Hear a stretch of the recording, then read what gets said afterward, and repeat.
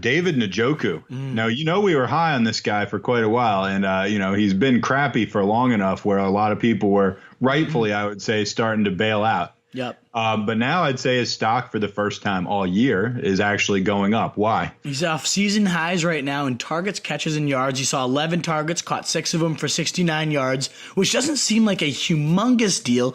But again, it coincides naturally with Baker Mayfield, who made magic happen in the college level with his tight end. And it's suddenly happening here with David Njoku, the much more accurate Baker Mayfield inserted.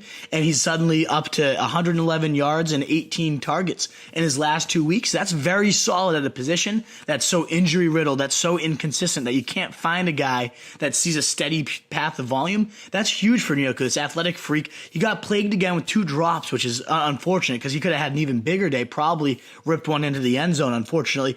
But the thing I love about Njoku, again, the usage is getting there, but his schedule rest of season is the easiest by far among tight ends. You look at it, there's 10 more games in this season, and 8 of those 10 games he's facing a bottom 8 team versus the tight end position.